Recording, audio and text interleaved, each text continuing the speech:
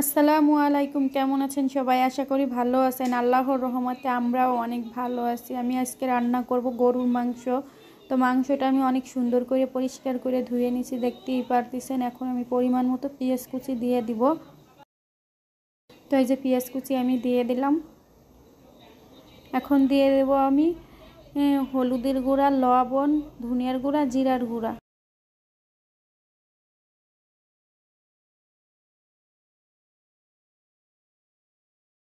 এখন দিয়ে দিব আমি এলাচ, দারুচিনি, তেজপাতা আর লবঙ্গ।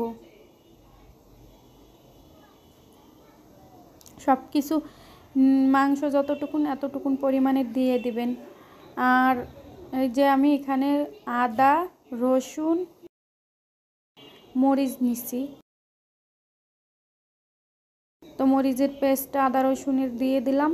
আর এখন আমি পরিমাণ মতো সরিষার তেল দিয়ে দিলাম।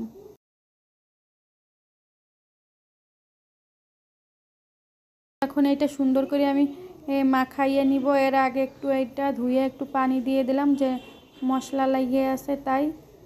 আমি অফ ক্যামেরা আবার একটু তেল দিয়ে দিচ্ছি। তেল আপনারা প্রথমে মশলা সব কিছু আন্দাজ করে দিবেন, এরপরে যদি দেখেন যে একটু লাগবে তো পরে আর একটু দিয়ে দিলেন।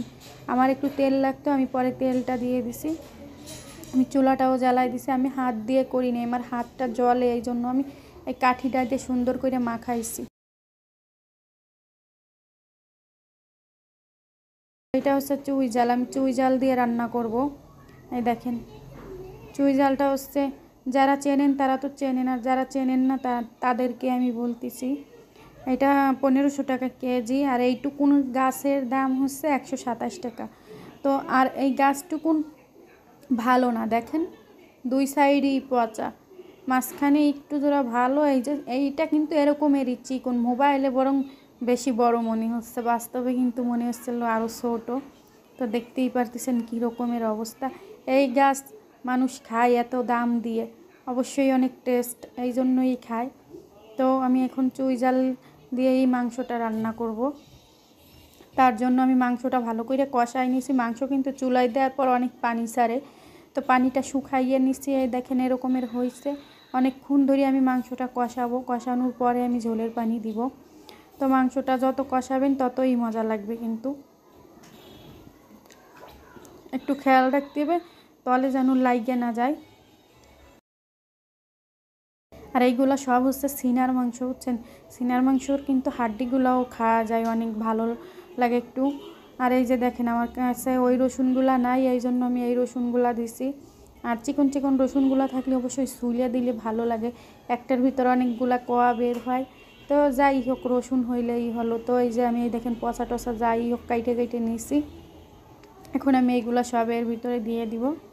আমি কিন্তু অফ ক্যামেরা এর আগেও পানি দিয়ে শুকাই নিচ্ছি, অবশ্যই সব দেখাইতে গেলে ভিডিওটা অনেক বড় হয়ে যায়, এই জন্য দেখাইনি। আর আমাদের আইডি হচ্ছে নতুন, এই জন্য অত ভিউসও হয় না, এই জন্য যত ছোটো ভিডিও দেবো ততই মানুষ দেখবে বেশি।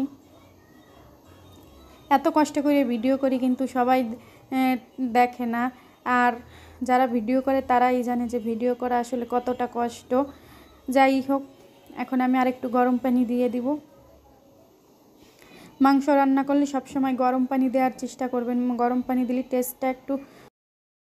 টেস্টটাও ভালো হয়, খাইতেও স্বাদ লাগে, আর মাংসটা অনেক সফট হয়। তো আজকে আমি প্রেশার কুকারে রান্না করিনি। আমার রান্না কেমন হয়েছে যদি ভালো লাগে সবাই লাইক কমেন্ট শেয়ার করবেন, আর যারা ফলো দেন নাই ফলো দিয়ে পাশে থাকবেন। আল্লাহ হাফেজ।